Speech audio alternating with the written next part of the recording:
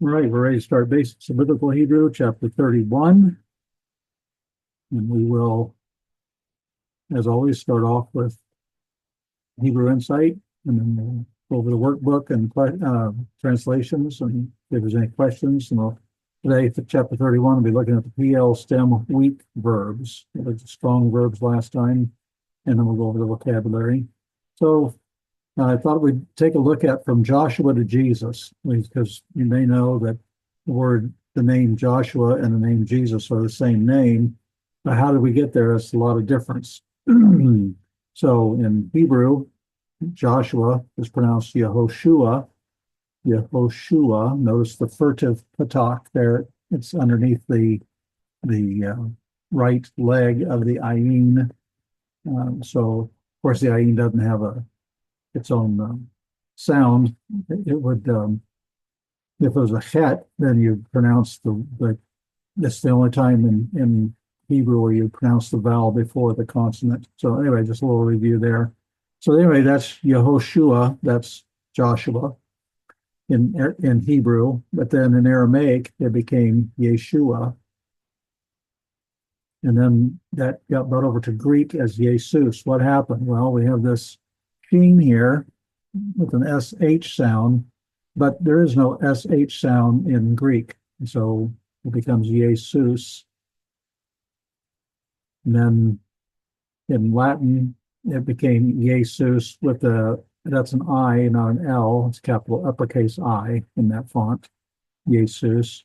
And then after the letter J was invented, we adopted that in English and changed it to Jesus, but we kind of lost the Jesus sound. It's just Jesus.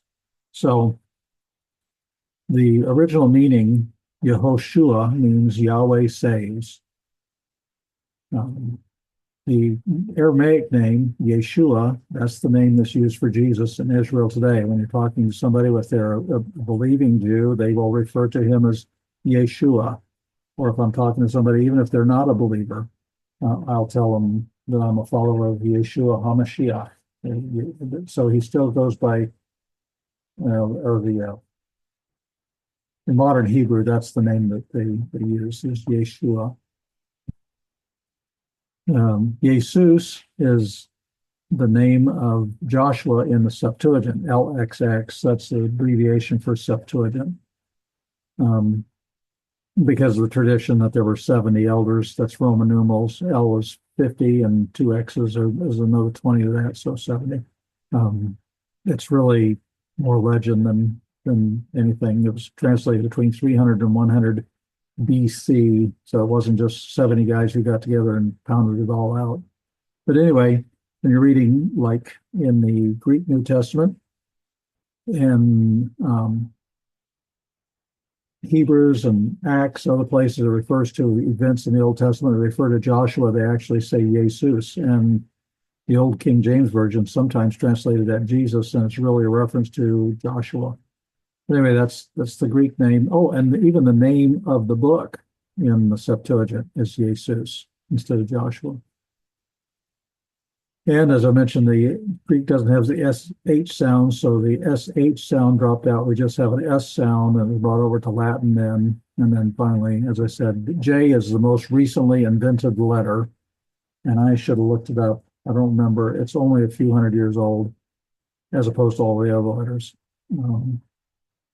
And so we converted that. But every Bible name in English that starts with a J actually starts with either an iota in Greek or a yod in Hebrew.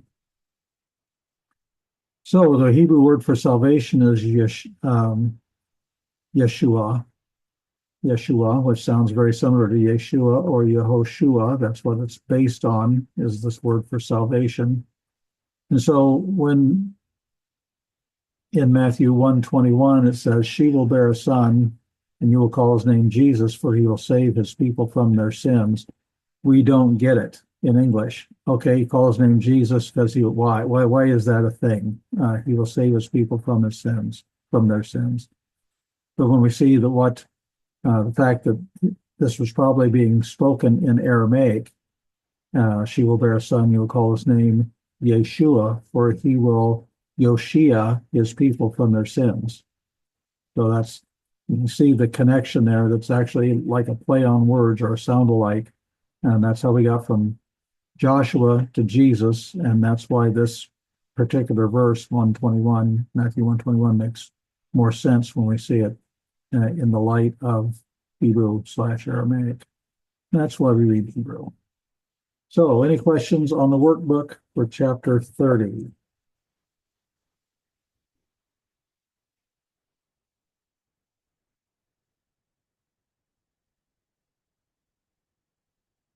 Okay.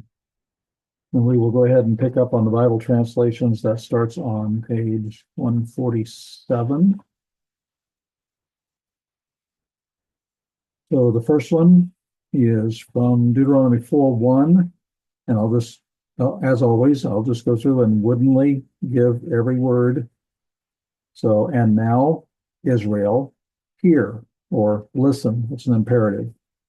Um, so listen or hear, listen to the statutes and to the judgments or probably ordinances, which we can probably add a to be verb am, which I am teaching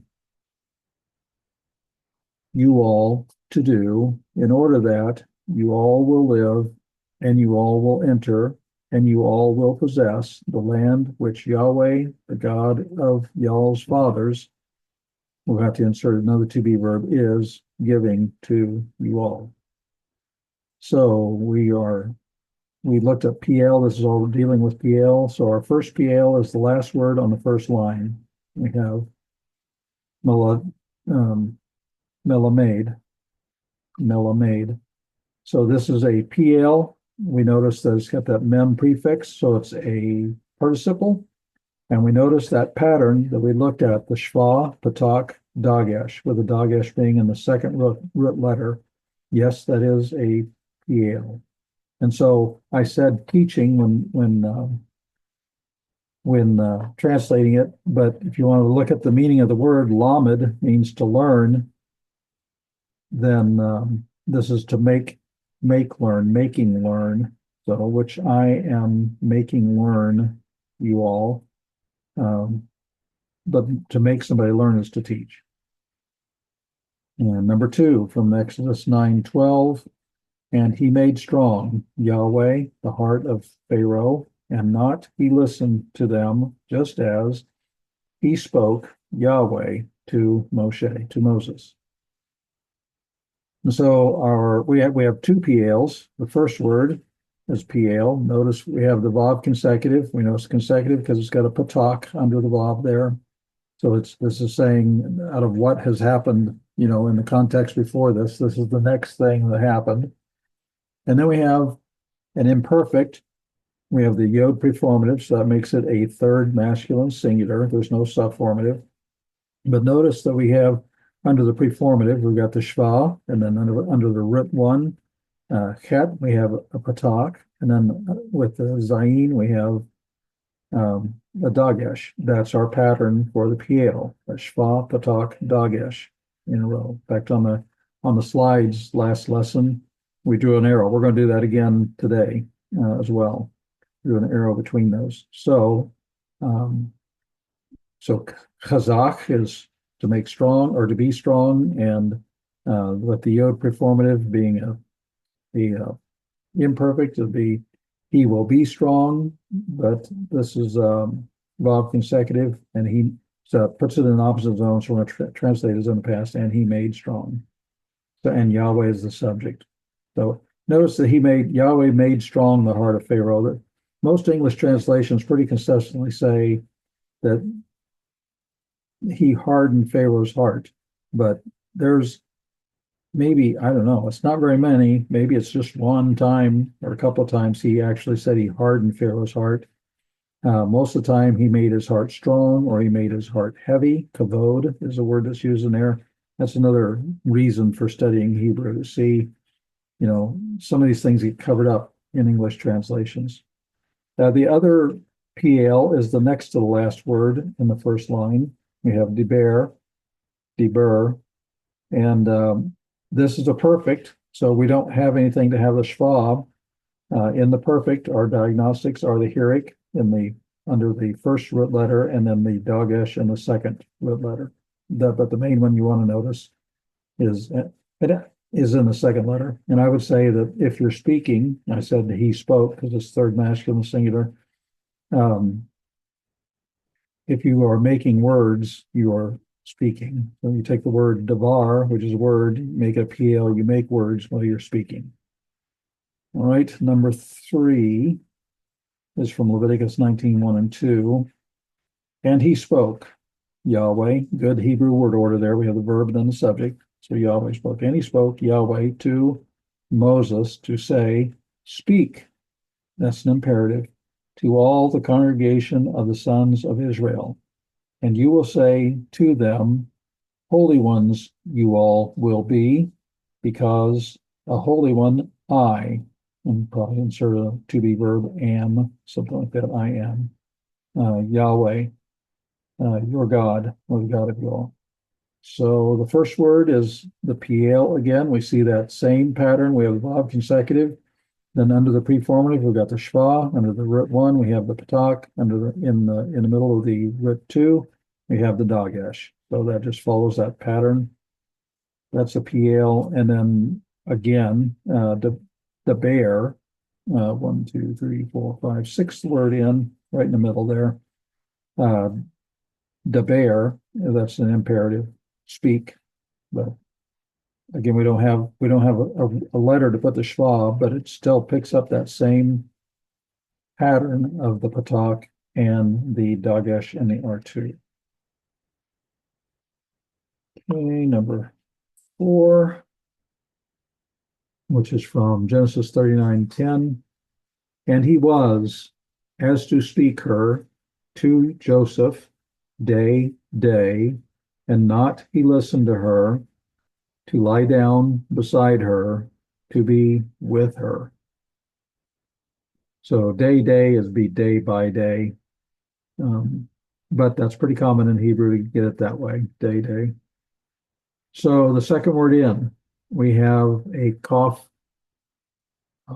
preposition, as, and then as to speak her. But the thing we want to notice, the her would be the hey with the mapik. That's not a dagesh, that's a mapik. But it always identifies the third feminine singular. But notice the shva, patak, and dagesh right in a row there. So that's our piel. Let's see, number 5, Exodus 16:10. And he was, as to speak, Aaron, to all the congregation of the sons of Israel. And they turned to the wilderness, and behold, the glory of Yahweh, he was seen, or it appeared, he appeared in the cloud. I said he was seen because that's a nifal. Notice the ni on the front, ra'ah. The rest of the word there is the normal third masculine singular, is he saw, but with the nifil, the noon, and the hirik right there at the beginning becomes passive. He was seen, or he appeared. Second word in, again, we have the kaf preposition, and we have the same pattern of the shva, dagesh, shva, patak, dagesh that we've been looking at all along. Number 6 from Exodus 24:3. And he came, Moses. Again, good Hebrew word order, verb, subject. So Moses came, and he came, Moses, and he recounted to the people all of the words of Yahweh and all of the judgments or ordinances. And he answered all of the people. The people are being looked at as a unit. That's singular, the people. And so it's he answered. Voice 1, and they said all of the words which he spoke, Yahweh, we will do. That noon on that last word, that's the first person common plural preformative of the imperfect, we will do. All right, the two PLs in this one. The third word in, we have Visafar, I'll get it yet here. Visaper. We have a Vav consecutive. We have a Yod preformative, third masculine singular. We have the Shva, the Patak, and we have the Dagesh and the Pei. There's our pattern. And then the next to the last word on the second line, we have Dibur again. We've seen that over and again. We still have that's a perfect. And so the perfect has the Hirik and the Dagesh. The chief one being that Dagesh and the root 2. All right, number 7, Exodus 6:1. And he said, Yahweh, to Moses, now you will see what I will do to Pharaoh, because with a hand, a strong one, he will make sent them, and with a hand, a strong one, he will drive out them from his land, from the land of him. And our PL is the second word in on the second line. We have the Yod preformative. We have the Patak under the R1. We have the Dagesh in the R2. And so that's that same pattern. Yishal Lechem, or Lechem, sorry. Yishal Lechem. So that's our PL. That's the only one I see in that one. And then number 8 from Leviticus 18:1 and 2. And he spoke, Yahweh, to Moses to say, speak to the sons of Israel, and you will say to them, I, Yahweh, the God of you, y'all's God. And we have 2, and they're both from Devar. And so we have Vidaber for the first word and Daber for the second word. You see the first one follows that same, since that's an imperfect, we have a preformative, Yod preformative, third masculine singular, and the Shva, Patak, Dagesh. The second one, 3, 4, 5, 6 word in, Daber. It's the main thing to find is that Dagesh and the R2 letter. So both of those are PLs. Oh, and then we got some more on the next page here. Number 9, 1 Kings 8:56. Being blessed, Yahweh, who he gave rest to his people Israel, according to all which he spoke. Not he fell a word, one, from every, or from all, from every, let's go with it, from every word of him, the good, which he spoke by the hand of Moses, his servant. And so the last word of the first line, we see Biber again. That's the perfect. We have the Hirik, we have the Dagesh and the R2 letter. The first word, I should have maybe mentioned that, Baruch. Baruch, when you see that U vowel, that is a call passive participle. Being blessed. That's why I said that, being blessed, because it's a call. It's not a PL, but it's a call participle, passive participle. And then the 1, 2, 3, fourth word from the end, we have Dibur again. And again, you have that Hirik, we have that Dagesh. Follows the same pattern. And last one, number 10, from 1 Samuel 13:14. And now your kingdom, not she will arise, or she will be established. He made search, or he sought Yahweh for him, a man according to his heart. And so the kind of, well, 1, 2, 3, 4, fifth one from the end. Fifth one from the end, we have Bikesh. Bikesh, we have the Hirik. This is a perfect. We have a Hirik under the first letter, and we have the Dagesh in the second. So he made search, or he sought. Any questions on any of those?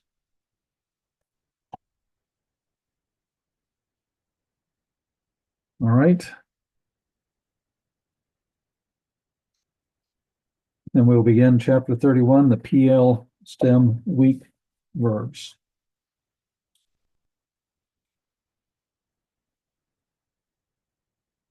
So we'll start off actually with a review of the strong verbs. We've kind of done that through the workbook, but we will go over those again.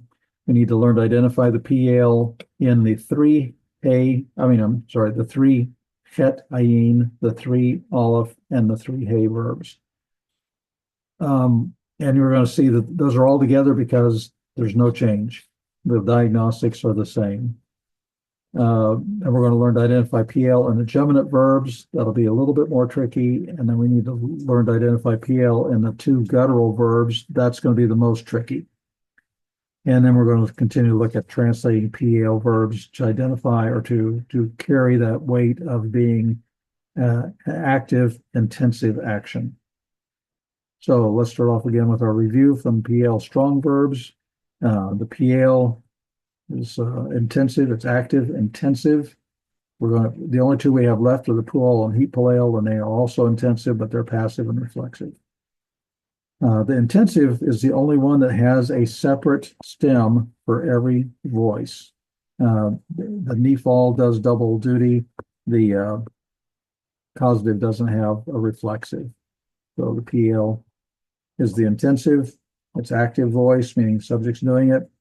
And it is one of the derived stems. We looked at that last week. I'm not going to go over it again. PL, what does that tell us? That tells us what happens to the word. So we have the word for work or verb in Hebrew. And what happens to that verb, PL, we have the PL, and we have the hirik, and we have the zere. PL, that's where we get the name. So looking at, again, shavar, we've seen this before. He broke. That's the call. But we're in the PL, which is intensive, and it's active. We end up with shiber. Remember PL in the PL, but this is in the real word now, real world, looking at words. So it's the same word as shavar, shiber, that has an intensive active, he shattered. The PL can be used a number of different ways. One is the intensive we talked about, like shiber, which instead of being breaking, it's shattering, it's intensive. It can be factative. So we have like hidesh, which would be to make holy.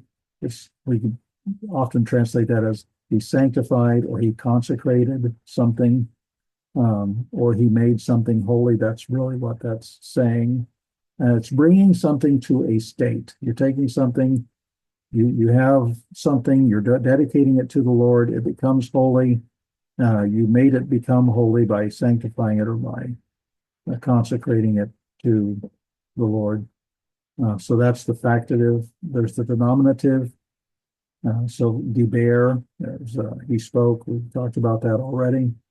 And then the iterative, hilek, which is from halak, he walked. But as iterative, it's like something that's repeated, so it becomes he walked around. Oh, I was going to mention that. That was in our, maybe I missed going over that. One of the words that we had in our workbook was he recounted. And that was this iterative. He recounted. That was the safer, is based off of safer. So for the perfect, again, we're still talking about the strong verbs here. This is from last chapter, chapter 30. We have kitail, all right? That's our diagnostic.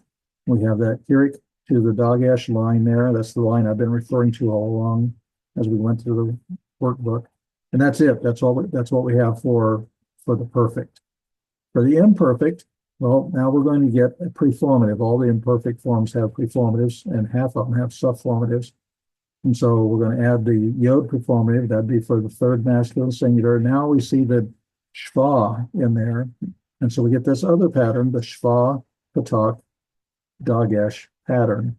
And so if you can kind of remember that line going through there, it'll help you remember the PL diagnostics.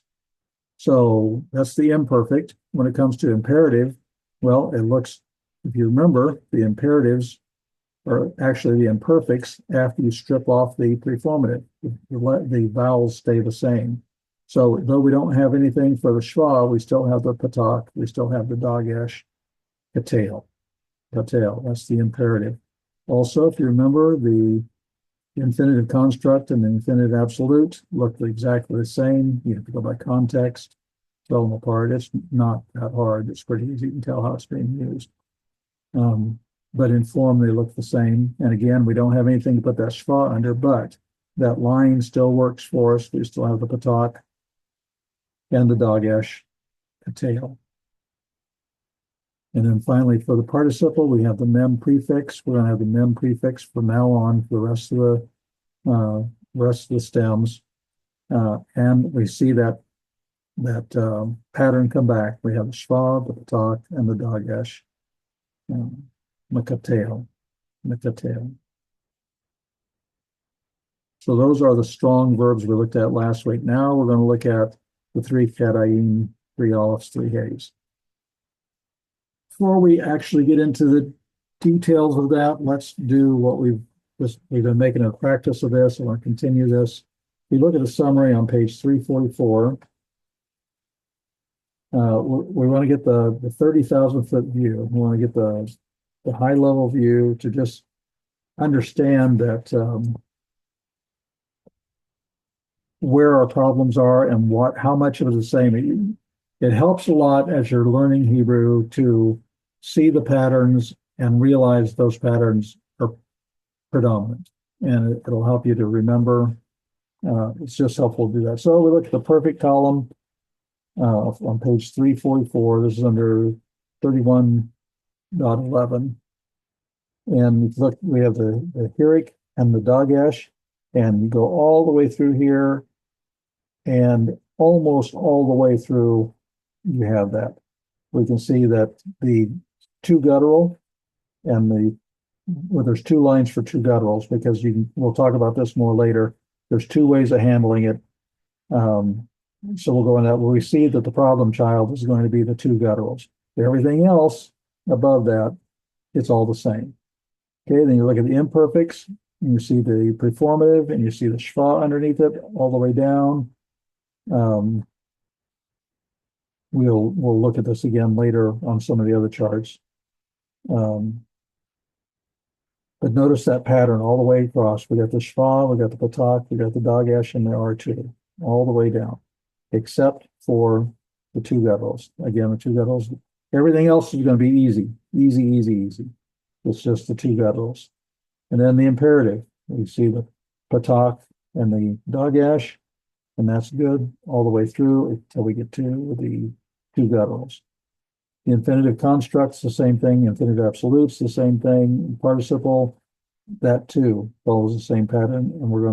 And so just right off the bat, at the 30,000-foot view, we see that we don't have anything else to memorize. The pattern is the same for all of the weak verbs except the two gutturals. And then we have two options there, and we'll go into those in detail in a little bit. But first, let's look at some of these others in detail. So again, we have the strong pattern here for the perfect. We have the kitel, we have the hirik, and the dagesh. And now we're going to compare that to the three ayin and the three chet. Oh, that's the strong for the PL, he slaughtered. And then we have shilach. But notice that for he sent. But notice that the pattern going from the hirik to the dagesh is exactly the same for the three chet ayin. There's no change to the diagnostics at all. What we learned, we will continue to use. Now for the three aleph, well, guess what? The diagnostics are exactly the same. So we have milay, and we have a three aleph there. It's quiesced. But this vowel is already long, so it doesn't lengthen again, so it stays the same. So there's no change there. And we just have that line there from the hirik to the dagesh. Again, no change to the diagnostics at all. How easy is this? This is just easy. So now we'll look at the three hays. Oh, and guess what? They have the same pattern. So we have he disclosed or he uncovered. We have the same here, the Dagesh pattern there. The diagnostics have not changed. So that was easy. The geminates, that's still not too bad. So here again, we have the strong, he slaughtered. And for a geminate, we have Hillel. And in this case, which is he praised, you might see that we get hallelujah from this. We'll look at that more in just a little bit too. Hillel, he praised. And in this word, we have the same pattern, and the diagnostics have not changed. However, the diagnostics do change in a few forms, just not the third masculine singular that we're looking at here. So let's look at that. So here's Hillel. We have the same pattern, and that's the third masculine singular he praised. But now we have Hil La. And so she praised, we have the feminine ending there, and we lose the Dagesh for the feminine. And this is a part of the Squantum Levy rule that's mentioned in your grammar. So the diagnostic change in a few forms. And here's the loss of the Dagesh and the perfect. For the third feminine singular, the third common plural, second common, and the imperfect second feminine singular, second masculine plural, third masculine plural, and the imperative for the feminine singular masculine plural due to the Squantum Levy rule, which is mentioned way back in chapter 5.5, and also it's mentioned in 30:15, which was the last lesson. And it has to do with, so why do we call it Squantum Levy? What kind of a word is Squantum Levy? This represents S words, the Q words. We're interested right here in the L word.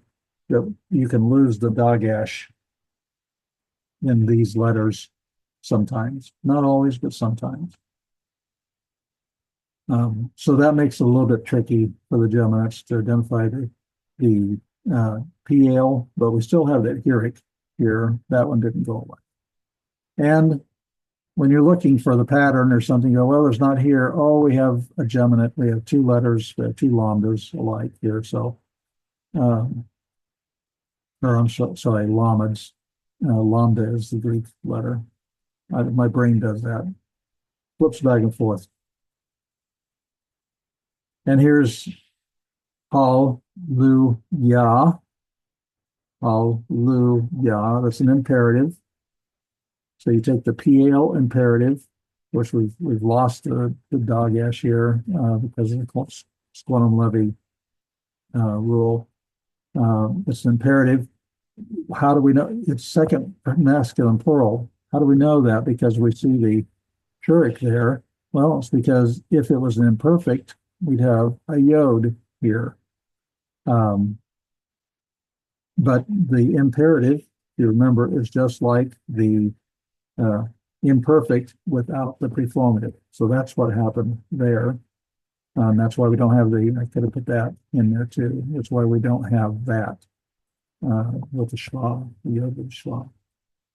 And so it's the imperative, it's second masculine plural, and the Yah is for the name Yahweh, so it's praise Yah, an imperative. And a lot of people don't realize that. We say hallelujah a lot, and we use it as an exclamation of praise, but actually it's an imperative. You're saying praise Yahweh. You're telling somebody, actually telling more than one somebody's second masculine plural to praise Yah, praise Yahweh. Okay, so that's the geminate. It can be a little tricky. Now we come to the problem child. It's going to be two gutturals. We know that's going to be a problem because gutturals can't take a schwa. So we have detail. There's our strong pattern that we're looking for. So gutturals cannot take Dageshes. So they compensate in one of two ways. At least this is the way the book says it. I'm a little, well, this is what the book says. So we have virtual doubling. I don't even like the term virtual doubling. Basically, it just means it's a pretend doubling. Nothing ever changes with it. We saw this before way back, when we started looking at weak verbs. So virtual doubling is really nothing happens. There's no change. But that's what they call it in the book. Then there's compensatory lengthening. Well, that we have seen. We've seen a lot, and I've pointed out when we're in our workbooks sometimes when we come across that. And so that's going to be a little bit easier to find.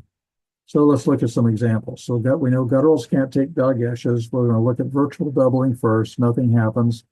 So here's the pattern that we want to see for the PL. We have bier here.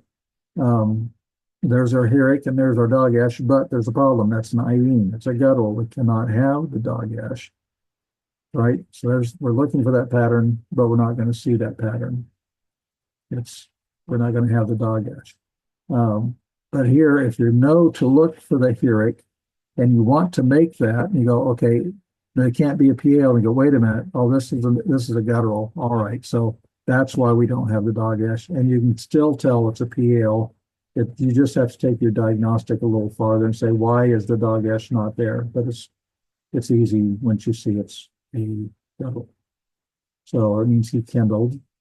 And then here's nikam.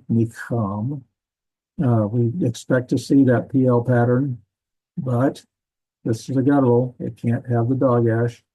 So we remove that. And again, what they call virtual doubling is basically nothing happens. Nothing happens. We still have the heric there.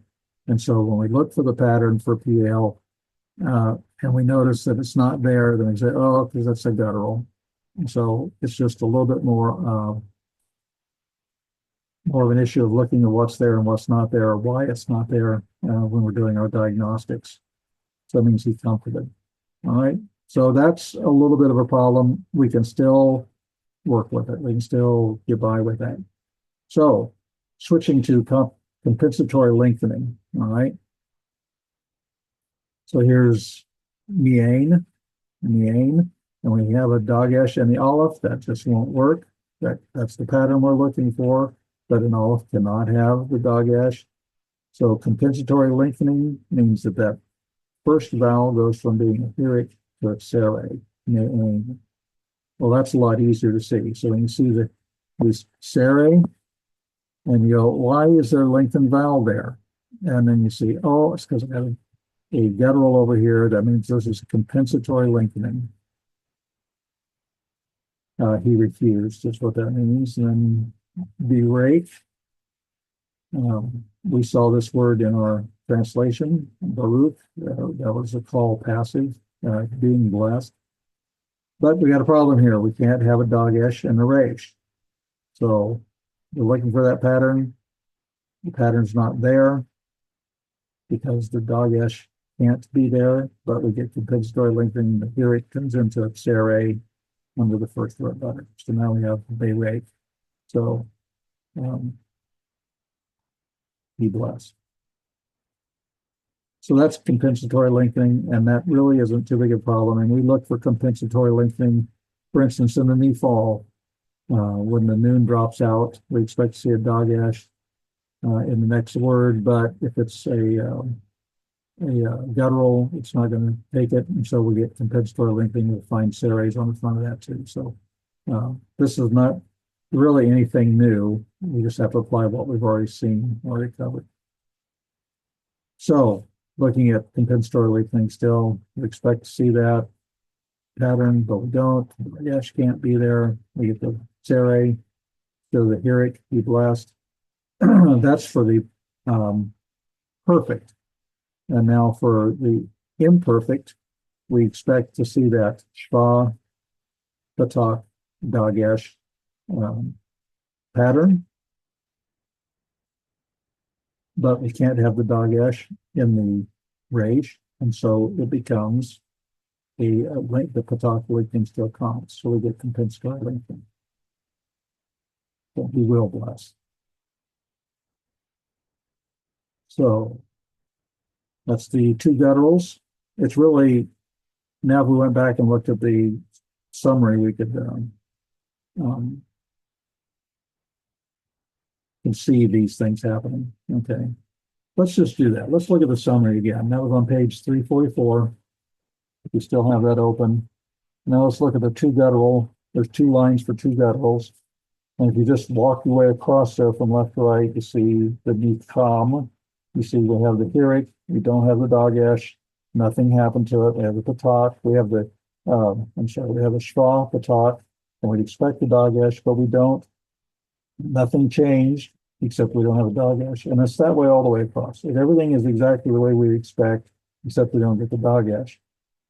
And then for the two guttural, the second line, we see the sere under the perfect, because the resh rejected the dagesh, so we had sere under the first letter. When it comes to the imperfect, we look for that shva, patak, dagesh pattern. The resh rejects it, and so instead of seeing the patak, we see the commas, and so the vowel lengthen. And so all the rest of the way across here, we can see that is what happened with the compensatory lengthening. And now, while we're at it, I want to look at, we're going to go up back to translating PL verbs in just a little bit. I kind of want to look at some of the other charts, just as a review. So if we go back to page 338, which is the first page of the chapter, and you look at the perfect, and you see that hirik under the first letter, and you see the dagesh in the second letter, and that works all the way down through here.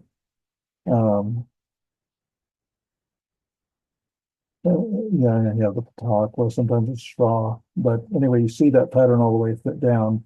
I just want to, but if you look at the imperfect, and you see the shva under the yod, it works all the way down to you get to the first person singular, and we have that aleph preformative. Well, an aleph can't take that vocal shva there, so it lengthens, or it replaces it with a reduced patak there. But aside from that, it follows the same pattern. Is there anything else? Yeah, if you scan through the others, you see that basically the diagnostic holds true all the way. All right, now I'm ready to go back to the slides.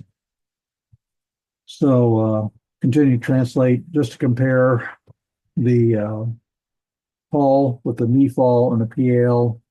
I don't have PFIL up here, but so for the call, we add the commas patak. We've seen that so much. For the nifal, we're going to add the ni to the front. We're going to get the patak under the R2. And for the PL, here's our hirik dagesh pattern that we expect. So there's the differences. There's the line there from the hirik to the dagesh. Okay, so call is he killed, nifal, he was killed. That's passive. Or it could even be reflexive. He killed himself. That would also be nifal. But we'll go with he was killed. And then he slaughtered with that PL pattern, the period dagesh. So that's the perfect.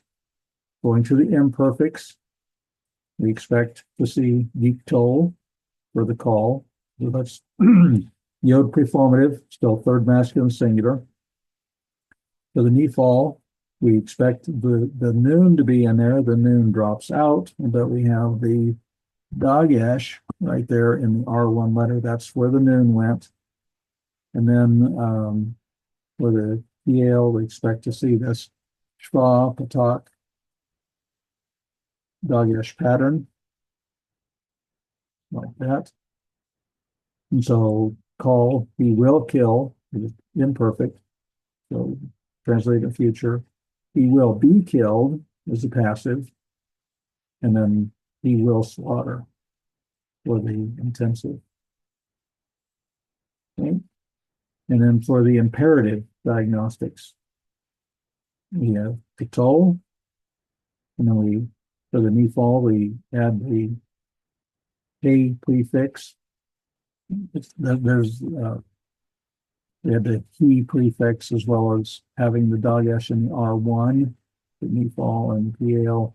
We don't have the shva because for an imperative, you drop the preformative. That falls off. That's what makes an imperative anyway. But still have that patak dagesh there.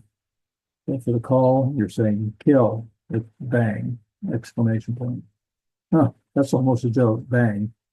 I call exclamation points bang. That goes back from being a programmer, and when you're reading off some text or something and you're communicating with somebody, that was bang. That's how you easy. It was bang has one syllable. Exclamation point, that's 5 syllables. Anyway, but saying bang, kill. Anyway, that wasn't supposed to be a joke, but it kind of is. Anyway, knee fall is passive, be killed, and then PL, slaughter. Command. All right, now we'll go to participle. Now, when it comes to the call, we always look for that O for the active participle. For a passive participle, we'd look for an oo in here. We'd look for a shurik in there, as we saw with Baruch earlier when we were translating in the workbook. But for call, we look for that O vowel, cotail. And for the knee fall, we get knee and knee tall. And then for the PL, once we get past the knee fall, when we get to PL, pual, heat palel, feel hopeful, we always have the mem prefix. And with the mem prefix, we go back to having our shva, patak, dagesh pattern. And so as a participle, we'd say killing. For the call, we'd say being killed, it was passive, being killed, and then slaughtering for the participle. All right. We already looked at the summary. I forgot I had that one later. So we'll just move on to the vocabulary, page 345, just across the page. But yeah, when you go back and look at that summary again, you see, well, really it's pretty easy, not much to learn, just a couple of tricky things with the gutturals.